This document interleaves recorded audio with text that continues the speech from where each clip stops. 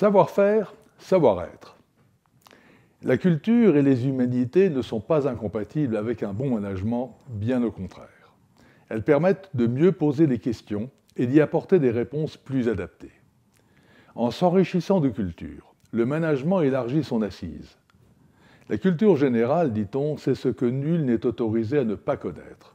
Et les humanités, qui désignaient à l'origine les disciplines traitant de langue et de la littérature ancienne, regroupent désormais le savoir le plus éminent de l'humanité, les avancées de la science, la connaissance des cultures du monde et des langues, des contextes historiques et l'ensemble des possibilités techniques et scientifiques qui permettent d'interpréter l'univers.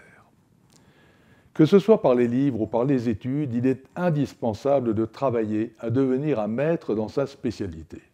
Pour cela, il faut se doter de mentors, même virtuels par exemple, en se pénétrant de biographies de qualité, de personnalités inspirantes.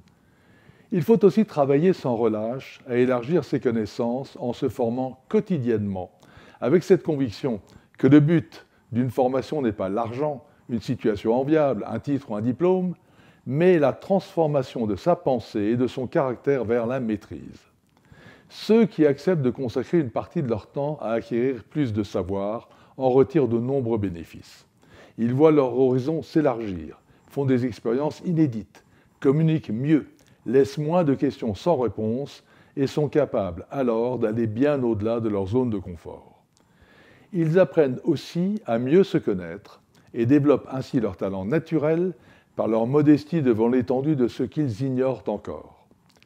Car détenir la maîtrise de sa spécialité ne veut pas dire ignorer tout le reste, bien au contraire.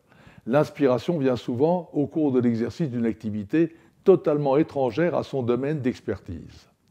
Faites de votre formation, de l'acquisition de connaissances, de lectures édifiantes, votre quotidien. Allez à des conférences, visionnez des vidéos, acceptez d'investir de votre temps et de votre argent dans cette activité.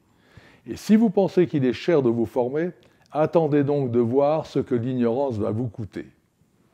Pour prendre connaissance rapidement et le retenir d'un ouvrage complexe, par exemple, nul besoin de l'apprendre par cœur.